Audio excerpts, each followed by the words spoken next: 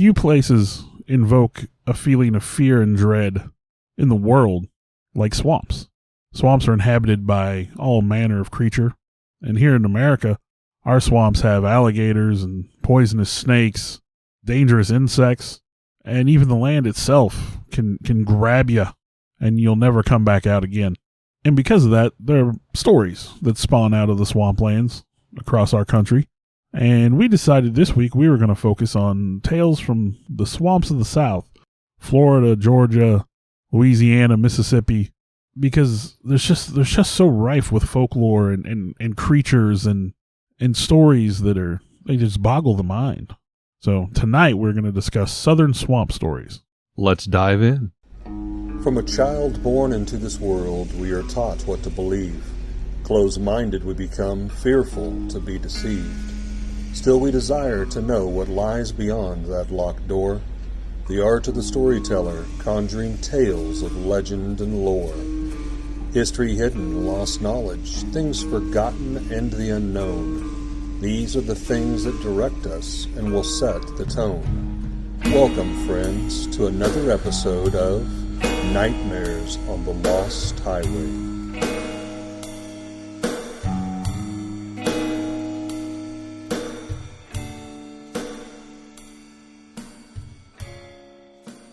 So I've been to New Orleans.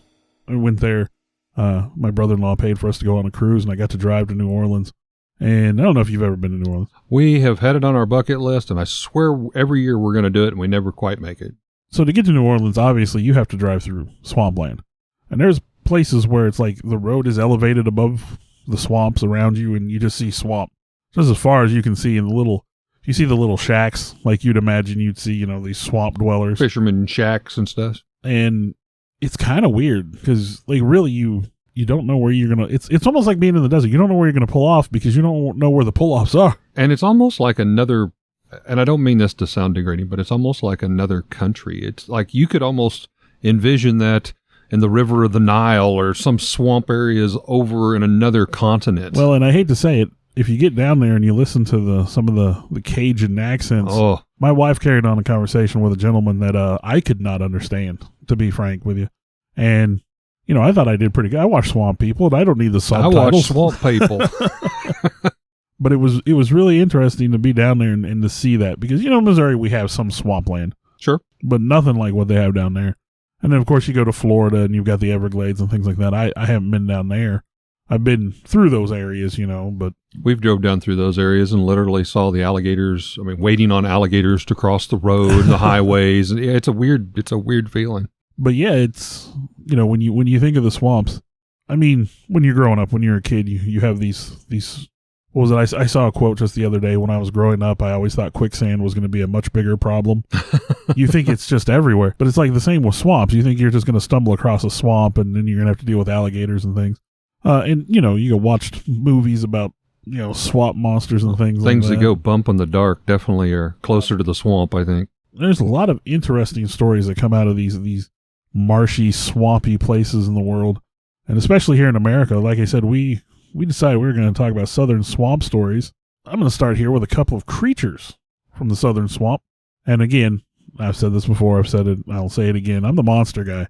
Most of my stories ended up being about creatures. But the first one I have here is the Altamaha. Love the name. Yeah, it resides near the mouth of the Altamaha River in southeastern Georgia, and it is a hissing sea monster known as Alti for short.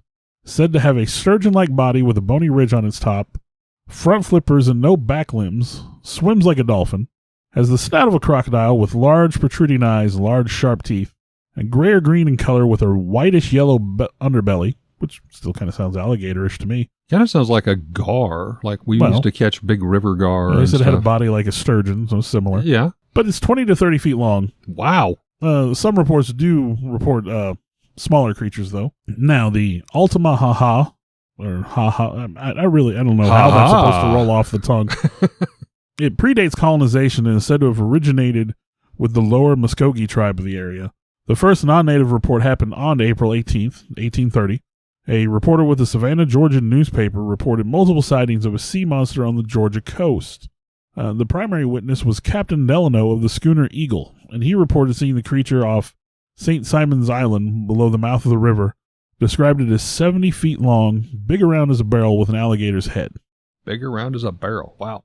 Now, I keep saying sea monster, but, where that river lets out to the sea, when rivers go out to the sea, there's a lot of little tributaries and they branch off. There have been a lot of sightings of the Altamaha in the swamplands of the area as well. It swims up and down the rivers and into the swampy, marshy areas. So that's kind of an area where the salt water and the fresh water mix and... Yeah. Okay. In the 1920s, timbermen riding the river reported seeing a snake-like creature of gigantic size, which I can't imagine you'd feel safe at all standing on a floating raft of logs with a giant snake or something in the water. 20 to 30 foot long, just kind of swimming by. In 1935, groups of hunters spotted a giant snake-like creature swimming in the river. Again, that snake-like shape is being attributed. 1969, two brothers fishing on the river reported seeing the creature. They thought it was a sturgeon at first. Again, the sturgeon-like body we talked about. Mm-hmm. They changed their mind when they got a good look at it, though. And obviously they got the heck out of Dodge when they figured out that what they were seeing wasn't a sturgeon. And I don't know if sturgeon are common in that area. I know they're more common up north. Yeah, I know. I've got cousins and stuff that fish for them, up around the Canadian border and stuff, Minnesota, that vicinity. Have you seen one? Have you seen like a video? Oh, they are creepy looking. They look, straight out of prehistoric dinosaur times for sure. Like I said, then around here we have more commonly what's known as a gar, which I think has to be a cousin related, a very long, slender body, but has the, the jaws and the extended beak, if you will, of like an alligator or whatever. No, the sturgeon is, like you said, it's like this giant armor-plated fish. It's dinosaurish. Yeah, there's no way it didn't exist when the dinosaurs were You got around. that right, yeah. The latest sighting I have here is the summer of 1980. Two men spotted the creature stranded on a mud bank near Cathead Creek. Like that name. Cathead Creek. The creature was halfway in the water, thrashing about, trying to free itself from the mud. Here they described it as being 20 feet long. It did manage to free itself, submerge, and swim away into the deeper waters. But, you have sort of a typical, sea serpent type creature. But again, like I said, it swims up into those tributaries. It gets up into the swampy parts of the area there. And people have seen it just all over the place. Now, moving right along. When I found this one, I immediately said, okay, this is a creature I've got to look into. I found the Parlangua. I love all these French names. Well, if you're not familiar with the Parlangua, if you've never heard of it, I hope that you find it as interesting as I did. This is a half-man, half-alligator creature that is said to stalk the swamps of Louisiana. That's straight out of Marvel and Spider-Man. Yeah, this is like, well, I wouldn't even compare it to Killer Croc. This is far more alligator-like. This is almost like a Teenage Mutant Ninja Turtle. This is like an alligator man. We got a full crossover here, folks. It preys upon people and animals at night and is capable of emitting a loud roar that tears through the swamps.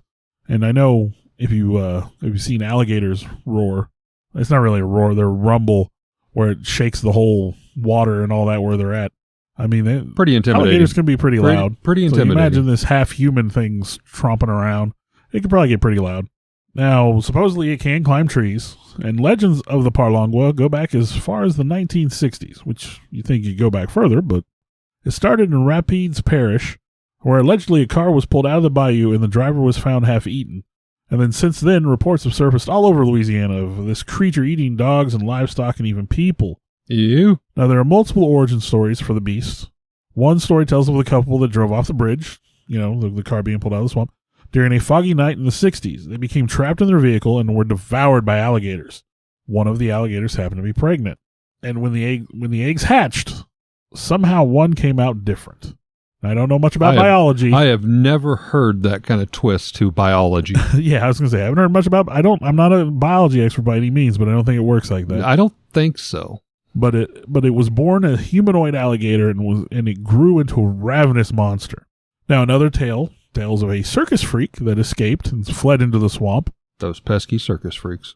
She lived there, hunting and foraging to survive, eventually losing her mind in her isolation and going insane. And in her madness, she mated with a large alligator and became pregnant. Okay. Now, again, no biology expert by any means. Yeah. I could definitely see, living out in the swamps trying to survive, going into madness, maybe got some mushrooms or something she found in the swamp. The creature she gave birth to was half alligator, half man, and devoured its mother at birth. And I like and that twist. That's a nice horror kind of story. a Jersey Devil-esque. Yeah. Kind of. Now, the Parlangua could also be the result of a biological mishap. Chemicals from a human egg harvesting facility were poured into the Red River that eventually drained and pooled around a nest of alligator eggs, resulting in one egg hatching into a half-human abomination. Now, I've never heard of human egg harvesting facilities. I'm like, this is straight out of sci-fi. Yeah. But I know less about that topic, so I'm going to go with that one as probably the most truthful one, because But ignorance is bliss. none of the origins seem very convincing, but the idea of a huge half-alligator, half-human creature That's tromping through the swamp. Yeah. Because honestly, to be perfect, I was looking for a story like that. When I started doing the research for this episode, I wanted a weird killer alligator mutant. that's 'Cause, straight out of Nightmares. yeah. But, there's so many creature stories from the region. That's just a couple of them. I think you're going to touch on one here. Yeah, I'm going to go back to one of the classics. I mean, if you talk about down south and swamp monsters, I think most people have heard of the Honey Island swamp monster. Now, see, I avoided that one. I don't know why, but that was just one I was like, you know what, I'm not going to talk about the Honey Island swamp monster. That's because I stole it, Bill. I must have known that. The Honey Island swamp monster, also known as the Cajun Sasquatch, and in Cajun French, I will butcher this, I guarantee you, is La Bête Néor, I believe, maybe possibly how Sounds you good. pronounce it. It's an ape-like humanoid cryptid creature, similar to descriptions of Bigfoot, preparated to inhabit the Honey Island swamp in I believe it's called Tamanay Parish in Louisiana. Thus why it's got adopted. It's not just a Bigfoot or a Sasquatch. We call it the Honey Island because that's the swamp area that it has basically been sighted at. It's become part of Louisiana folklore for sure, with many swamp tour companies in the area capitalizing on the alleged existence, which is considered, ask any scientist, as most likely false.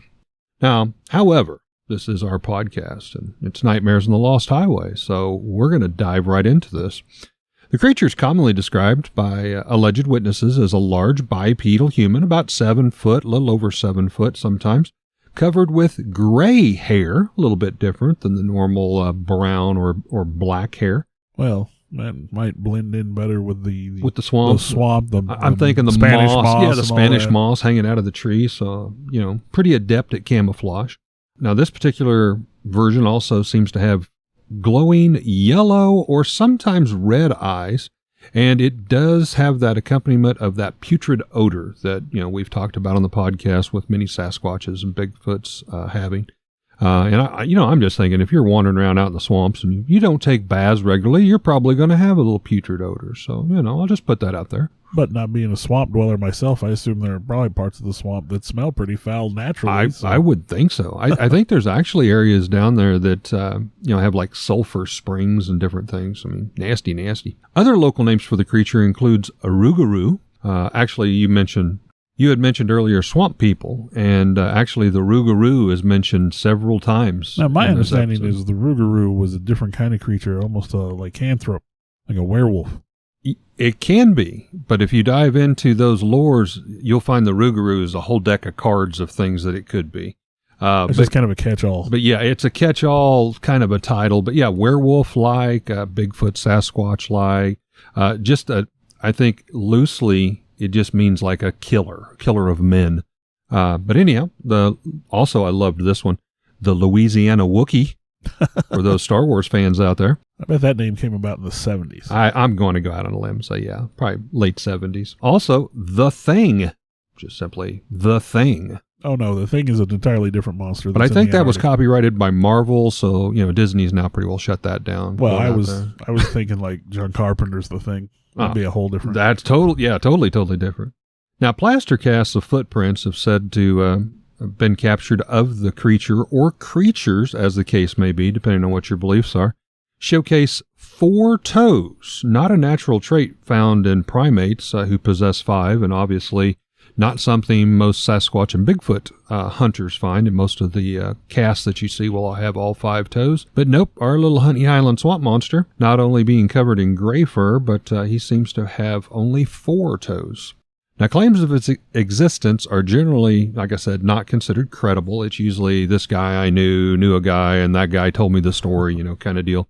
However, we do have a few, I think, that's more valid appearances, documentation, and anecdotes that I thought are worth mentioning. The first claimed sighting was actually back in 1963 by a Harland Ford. He was a retired air traffic controller who'd taken up wildlife photography as kind of a hobby and a pastime. Now, after Mr. Ford's death in 1980, a reel of Super 8 films showed up. And if you're into monsters, Bill, I'm sure you saw this, but if you're a cryptid person, you've probably saw footage of this Super 8, maybe not realized exactly what it was. It is grainy, as most, especially, back in the 60s. But Mr. Harland Ford had put himself up, for lack of a better term, kind of some deer stands up in some of the trees. And again, he's out there trying to capture photography of wildlife of the swamp. So he had kind of a camo blind where hopefully he wouldn't be spotted, but he could just kind of take pictures and observe. Well, they had found documentation after his death, not only of the Super 8 reel, but also he had passed down some letters and kind of kept a diary of sorts. And so they were able to link these two together. And apparently what the man saw that day changed his life forever. I think I've heard of this. I don't know that I've seen it. It is not the best footage. And again, it is very easy for skeptics to, throw it aside and say that's just some guy in an ape suit walking through, like what we've heard so many times. But from the aerial perspective of this deer stand, you're looking down at probably about a 40-degree angle. And there is some underbrush that this creature appears. And of course, he mentions in his diary and these notes that he hears like a branch. It's not twigs. It's a branch on like a tree that maybe he was leaning on and snapped the limb off. So that's what kind of causes him to turn. And in the video, you can see it's kind of shaky. He turns around. It's almost like he's looking behind him. So he's kind of trying to film behind the tree. And then you notice, again, it's black and white, so you can't tell that it's gray, but this creature, shaggy looking, covered, literally from head to toe, but you're only able to see at first kind of the upper torso. And it just looks like he's taking a stroll through the swamp in the woods. And then it's like he kind of stops, and I'm going to go out and kind of ad lib here, but like maybe he got a scent, tilts his head just a little bit. Maybe the wind had carried Mr. Ford's scent to him. And so he just kind of stops and freezes. And that's maybe a 2-second pause that you can actually see some detail. And then when he starts moving again, it's behind limbs and branches and it's blurry. And then he doesn't hang around very long. The whole footage is, I want to say, maybe 20 seconds. But definitely, he saw something. Well, our most credible piece of video evidence is only, 18 seconds or something like that? Yeah, so, it's right up there. You got the Patterson-Gimlin film, which so many people have said it's a false. Other people, they stand by it and said this is absolutely, definitive. But when he saw this, it changed his life forever. He wrote there in his journal, diary, and in notes. He didn't share this with a lot of people because he was afraid of being ridiculed.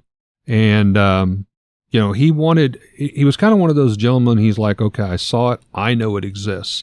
Now the rest of my life ambition is to prove to everyone else it exists before I come public with it. So it wasn't like one of those things that, you go to the coffee cafe the very next morning. Hey, you'll never guess what I saw, kind of deal. He kept it pretty much, under the rug.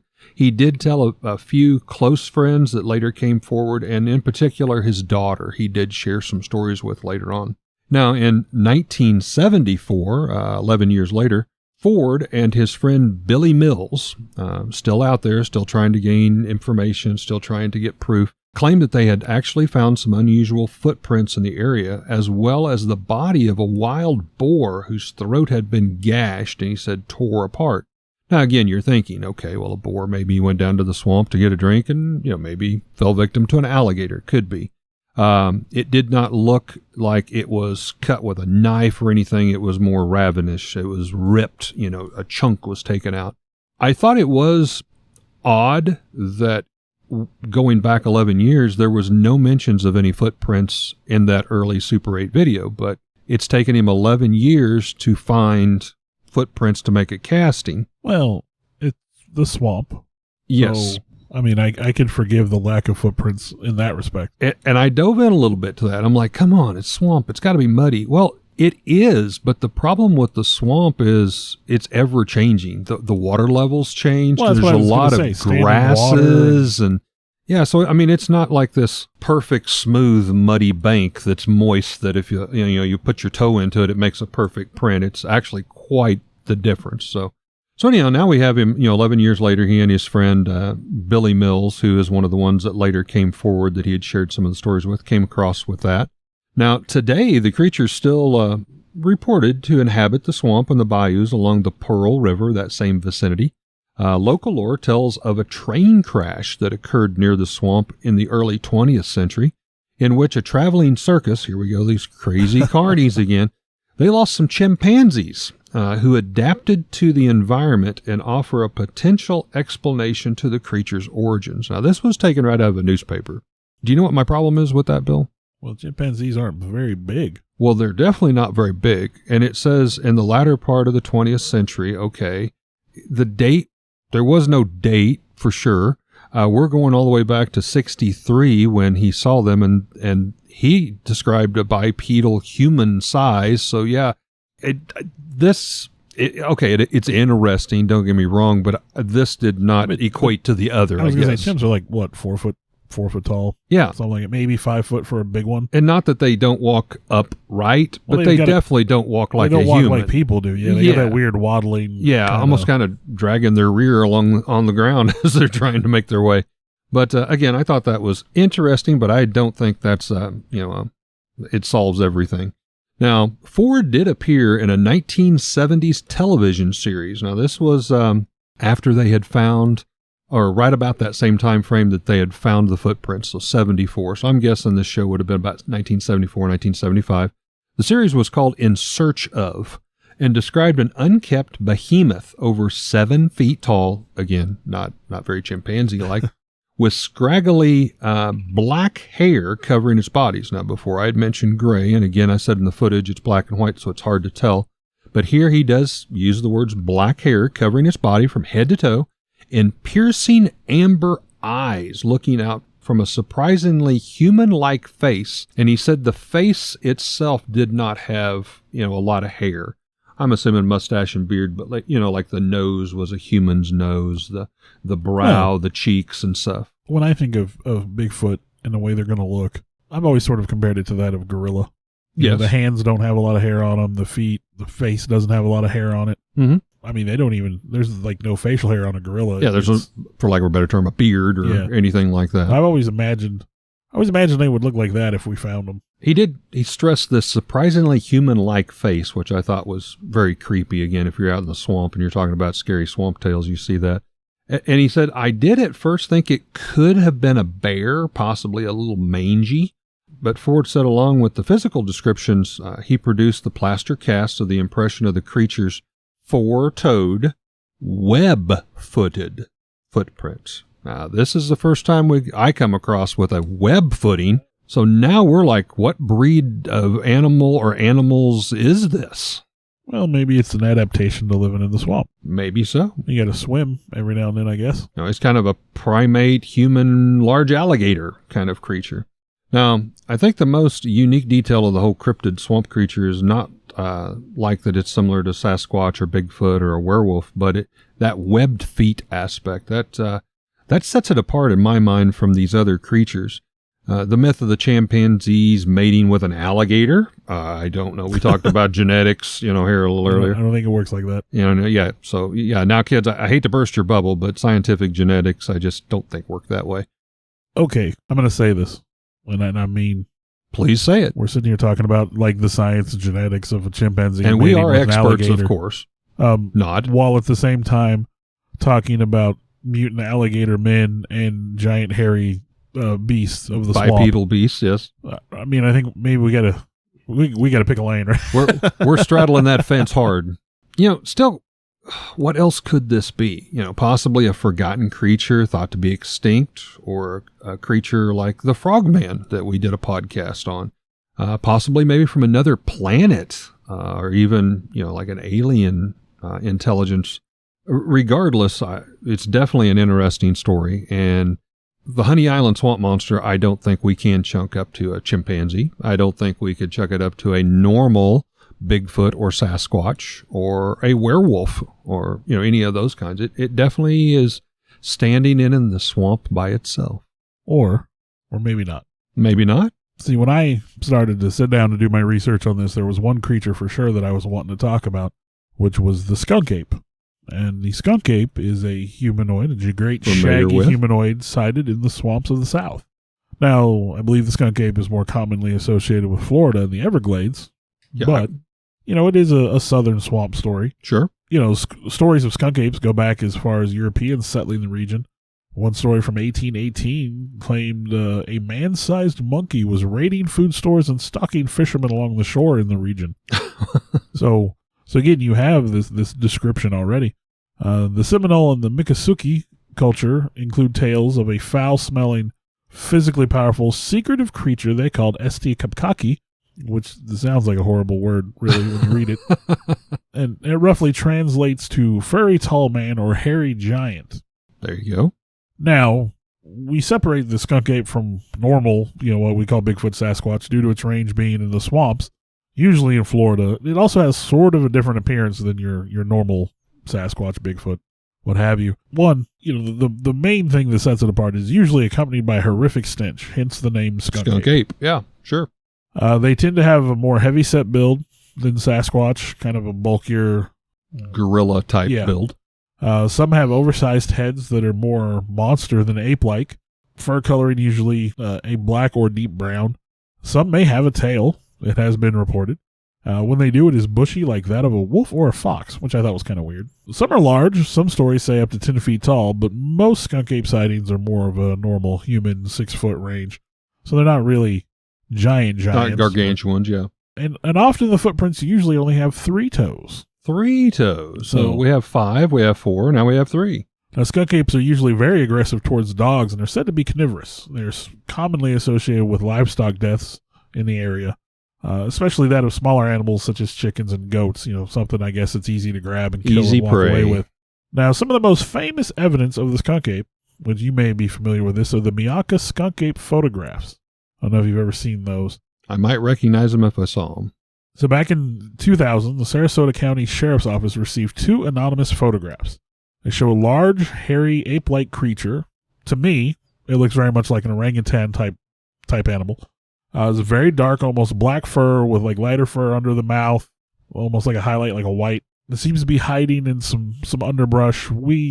Something with like fronds, like the pokey, pointy leaves of like, some swamp plant. Yeah. And really, I remember when I first saw the Miaka skunk ape photographs, I was immediately enthralled. Here's photographic evidence of a big hairy beast, and it's hard to judge scale. They're taken at night. It's very dark.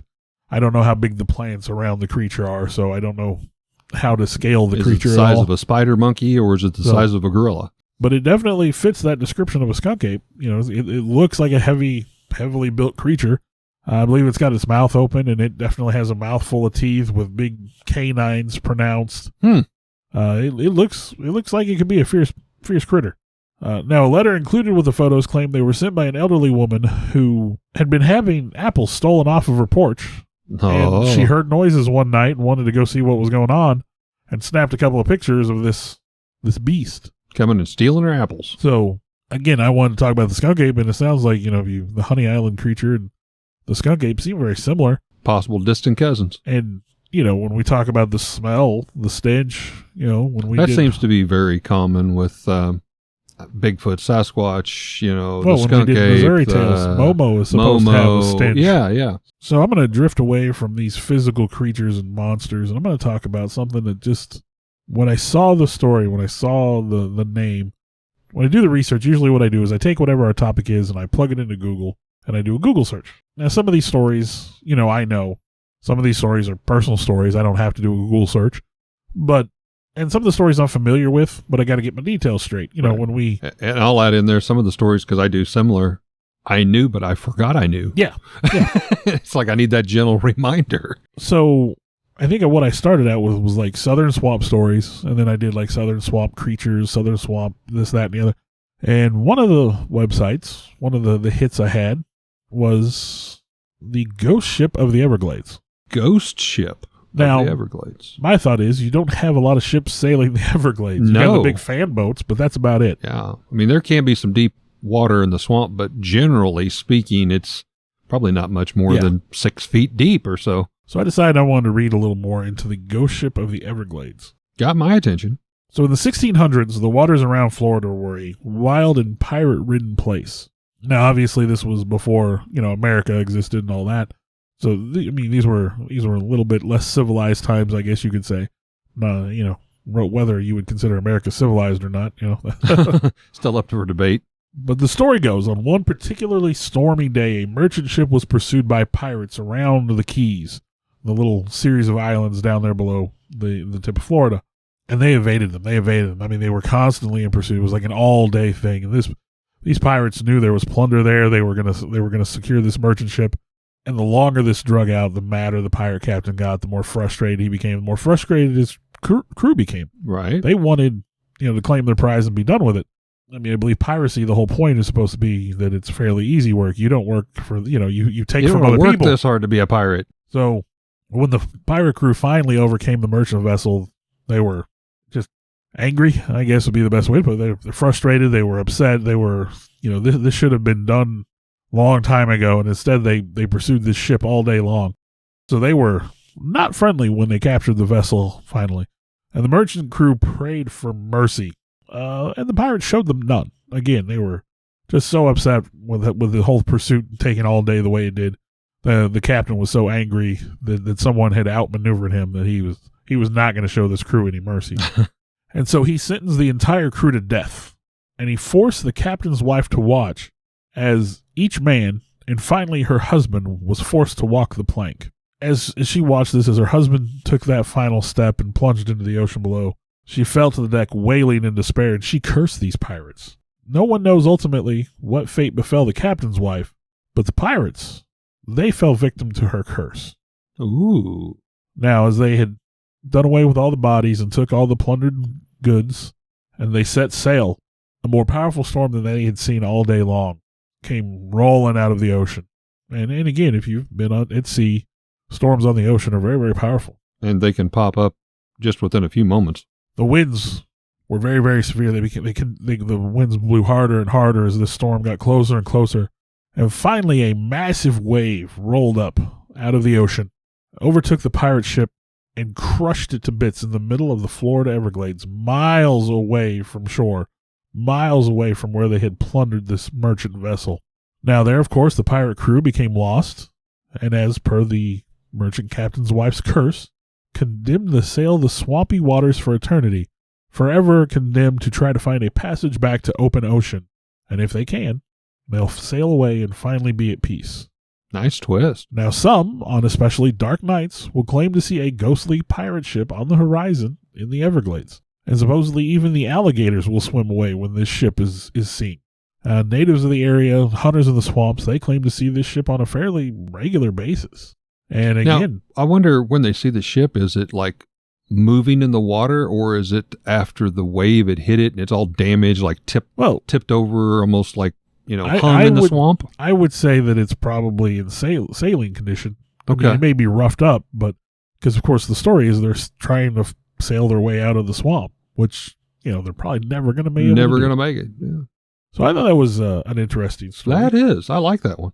All right, well, I have one. I actually stumbled across this deep down into a rabbit hole. It was off of another podcast, and there was a gentleman that called in, and it was actually him telling the story. And rather than me trying to relate that back, his name was Trevor Lafayette. I am just going to read as if I am Trevor, as he did when he shared this. And it's called The Blue Fairy Lights on the Bayou. Now, we might, Dungeons & Dragons players, relate this to will-o-wisps. Now, I found stories, Cajun tradition. Fufale would be another word I think that the locals use. Yes. So, Trevor Lafayette, don't go out at night, my mama told me. They're going to take you away from me, like they did your daddy, and I won't have that. Trevor Lafayette was born and raised as a single child in the bayous of Louisiana. The family had a hard go of it. As a young boy, Trevor grew up with a father through his teenage years. His mother was a good woman, hard-working and an honest woman, but had no formal education, not even graduating from the 6th grade. She still did her best to support her young son, Trevor, and herself, doing odd jobs like repairing fishing nets for neighbors, working at a local cafe as a waitress and a cook at times. Trevor stated he was actually glad it was only the two of them, because if he had siblings, he doubted there would have been enough to survive on, even with the welfare. Trevor says, "I remember my father. He was also a good man, hard worker, just like Mama. But I remember asking her, what happened to him? Why did he leave us?" She would simply smile, change the subject, and avoid it, with a good explanation each time. She had dropped out of high school, becoming pregnant with me, and shortly after, marrying Daddy. She was adamant that I complete my high school, unlike herself, and receive a diploma, which I did, even managing to get a part-time job flipping burgers to help pay for college. Later on in life, my mother was super pleased with my accomplishments. She told me so all the time. She said, "I want more for you than we ever had.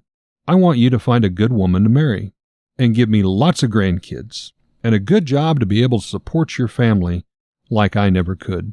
I assured Mama, "We may not have much, but I always had enough. You made sure of that." Several years later, I moved back home after I finished graduating from college with top honors. During that time, I met and married the love of my life. After graduating and landing a good-paying job, we became pregnant, and we had a little boy of our own. A few years later, my wife would become pregnant with our second child. I kept tabs on Mama, as she chose to remain in the marsh. But with my own family and job, it became, as you all know, harder and harder. Still, I tried to stop by at least weekly. Then I got that dreaded phone call one early morning. A neighbor had found Mama dead, apparently dying in her sleep. Since my wife had just delivered our second child, I decided I alone would return for the funeral, as to not add more grief and anguish and burden on my family. I walked up that same lane that I had hundreds of thousands of times and across the bridgeway to our old house that I knew so well. Took a few days to gather up what few belongings she had and met with the lawyer, where he updated me on the will and testament. She had left me the property in the house, really all she had. Along with that information, he handed me a yellowish envelope with a letter inside. After the lawyer left, I opened it and found my Mama's writing on it, and it had my name, Trevor Lafayette, upon my death. It was sealed and apparently very old due to the age stains. That night I decided to stay at the house. I was finishing up the last details and gathering personal belongings. I found myself finally staring at the envelope, and I opened it and read the letter and my Mama's writing. "Trevor, if you are reading this, then now I am at rest. I am gone from this world. Please know I am proud of you for your accomplishments, and I hopefully now know that you have a family of your own. I need to tell you about your father, to answer your questions that I dodged for so many years. The time has come, son. First off, your father and I were madly in love. He was such a good man, never raised a hand to either of us, and worked his fingers to the bone to support us as long as he was with us. But you, and no one else, really know the truth of what happened to him. He was reported missing, that is all the police records will state. But I know what happened to him, and it is why I never left. You see, one night when you were asleep, we were out back running some limb lines for catfish. Suddenly your father asked if I heard the voices, and then he pointed out to the swamp and said, See there? There are lights. Someone's in trouble and calling out for help. We gotta go." I, of course, followed him, and while I did not hear the voices, I did see some tiny blue lights that were fluttering about the size of a light bulb, but they hovered and moved very quickly. They seemed to have an unearthly power over him. He waded out into the water deeper and deeper, leaving me there in the boat. At first only to his knees, but then to his waist. I resisted and pleaded with him to stop, but you might remember how strong your father was. I could not pull him back. So I finally stopped, as if I knew, if I did nothing, we would both surely drown in the murky waters. I watched as he continued and sunk beneath the waters. I screamed and cried, but I was helpless. I managed to pull myself up out of the water using a fallen tree, and then stood up on top of it, regaining myself back to the boat. The blue glowing lights followed him beneath the water, and I watched as they seemed to illuminate around him and lure him deeper and deeper to his death. As weeks passed, his body was never found, assumed to have been eaten by the alligators. But I started hearing his voice at night, my son. Outside our bedroom window, to be particular. He was calling out my name and seemed to be looking over us. And more importantly, I believe he was looking out for you, son. He wanted to make sure you were safe. That is why I could never leave. There was a part of him here in the swamp with me. Trevor, know that I love you, but never ever go into the swamp at night, following the blue lights. They are known as les flots, les flets, the strange fairy lights of the bayou. For a man especially, they seem to be alluring, but if you pursue, they will make your wife a widow. As these are evil spirits, they seem to thrive on that sort of thing. Trevor, promise me, don't follow those blue lights. I love you, and be a good boy, and know that I am finally with your father once again. Tears ran down my cheek as I was not sure what to make of this letter, and why my mama would choose this of all times to tell me such a tale. So I did the only thing I could. I finished boxing up the papers and looking through the old photographs, peering up from time to time, almost expecting to hear her voice or to see her standing in the doorway. As bedtime approached, I noticed my phone was nearly dead, and I had left my charger in the car. I had forgotten. Mama had an old landline phone in her bedroom that was added after I moved out, which would come back to haunt me. I stepped out on the creaky front porch and made my way to the car, but before I made it, I heard thrashing in the water, and what sounded like a muffled cry for help. I thought surely a fisherman has overturned his boat in the swamp, and he was drowning. I raced down to the docks towards the thrashing water, using my cell phone as my only source of light. I thought I could see a John boat about 30 foot off the shore, and I could definitely hear the cries for help, and definitely the thrashing of water. I dialed 911, but in the panic mode I was in, I didn't think I had even enough reception to make the call. I then see 3 blue lights that I thought must have been some sort of lights the fisherman had rigged on his boat for fishing at night. Then my phone went totally dead. I had used the last of the battery power as a flashlight. I stood on the dock, calling out, with only a cloudy moon shining down for light now. I raced back to the car and grabbed my flashlight and noticed our little metal boat was there like in a carport next to the house. So I grabbed it quickly and drug it down to the water. I thought, time is of the essence, and if I didn't hurry, surely this poor soul would die, and I would be on my own. Is this guy not listen to what his mom says? He is obviously in the moment, Bill. Blue lights, don't go near the water, stay away from the swamp. Yeah. Yeah, we're checking all the boxes. As I arrived, the 3 blue lights separated and moved, and I noticed there was no boat overturned. I had seen the shadow of a fallen log floating in the swamp. These lights seemed to be a burning flame, not like that of a light bulb or a firefly. The lights went under the water and began to circle my own little boat. I realized maybe these were the Les Flots, les Flets fairy lights Mama had written about. I became scared for the first time in the entire evening. There was a thud beneath my small boat, and I seen a blue glow of light of what looked like a body floating just beneath the water, with a pale yellow jacket on. I quickly reached out beneath the water and grabbed the body and pulled it up. I was somewhat shocked. It was a solid form. I struggled to roll the body into the boat, where I seen it was a man, about my own age, dressed like me. The skin was blue-white, the best I could tell, with the flashlight bouncing around in my lap, falling into the floor of the boat. I started CPR. I had learned it in college on a man, and at one time, I heard the man in front of me cough, and at that moment I knew he was still with me, thank God. Then there was a voice from the darkness. Trevor, Trevor, my boy. I recognized the voice, although I had not heard it in many years. It was Father. I stopped, stunned and shocked. Then from another direction, another familiar voice. It was Mama. Trevor, no! Run! Leave now! I grabbed for my paddle, but spotted it floating in the water, drifting away from my boat, and just out of reach. I grabbed my flashlight from the floor of the boat and checked on the man.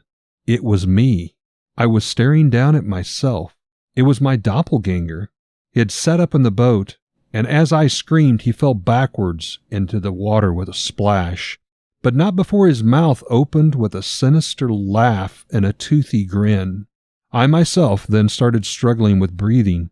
My hands, arms, and legs went numb. I began to cough up water.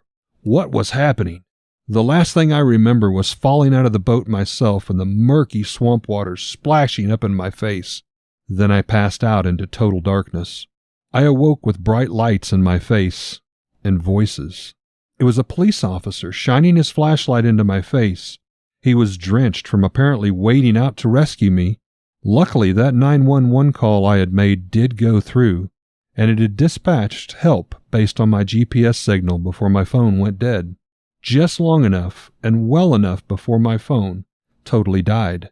I was whisked away into an ambulance, which I remember this spiralating lights and flashing off the trees and the swamp by the dock. I awoke the next day in the hospital.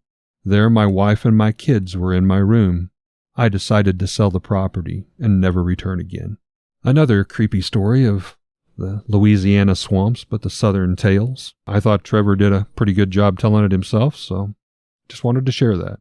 Now there's another origin for the Fufale that I thought I liked, and when I was looking these up, I wrote this one down. Some say they guard lost pirate treasure, and the famous pirate Jean Lafitte would dig a hole, drop his treasure, and then kill a man and bury his body with the loot. And such slain men would come back as floating spirit lights. Ooh. And their whole purpose would be to lure would-be treasure seekers away from the treasure and get them lost in the swamp, never to be found again. Every story you find of the little spirit lights, that's sort of their whole deal. They're just supposed to lure people away, specifically children in most instances. You had mentioned the something that popped up about quicksand and how you thought it was going to be such a bigger deal. Some of the earlier tales I remember reading as a kid was, the will-o-wisp would lure kids or, maybe a teenage boy with a hunting dog out into the swamp and, into quicksand or the murky bogs, and they would drown. And we have spirit lights. I mean, it's not a uniquely swampy phenomenon. True. You and I have on occasion tried to go find one of these. Yep. I would say with little luck. Yeah. I certainly never saw anything. Forever Joplin spooklight. It's an interesting story.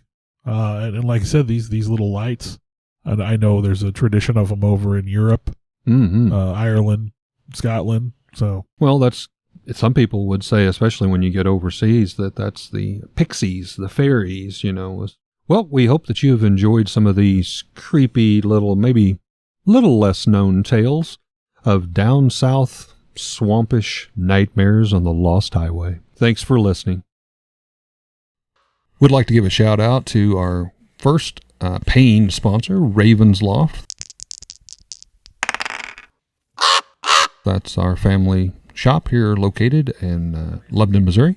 It's your one-stop gaming, vintage toy, and collectible shop where you can find Star Wars, Transformers, G.I. Joe, comics, vinyl records, role-play gaming, Magic the Gathering, and so much more. We're located here at 223 West Commercial, downtown Lebanon, and also in our second location, also here in Lebanon, at the Heartland Antique Mall. We'd like to thank Raven's Loft for, again, supporting Nightmares on the Lost Highway. I want to take a time to thank the people that helped bring this all together. Alex Tudor, you can almost call him our producer at this point. Sarah Tudor, who also helps with some of the technical stuff. I want to take a moment to extend thanks to Eric for letting us use his space to record in, kind of our makeshift studio. I, in turn, would like to thank Bill for, one, putting up with me and using this camaraderie to do something we both very much love and enjoy doing, and thank Bill's family for allowing him to spend all the time to work and clean up our recordings and present them in what you hear in the final terms, the final edition, if you will. And I'd like to thank all of you for continuing to listen. I know we've got some loyal followers out there. We do this as a labor of love, but we're happy that there are people that enjoy it hopefully as much as we do. Thank you very much.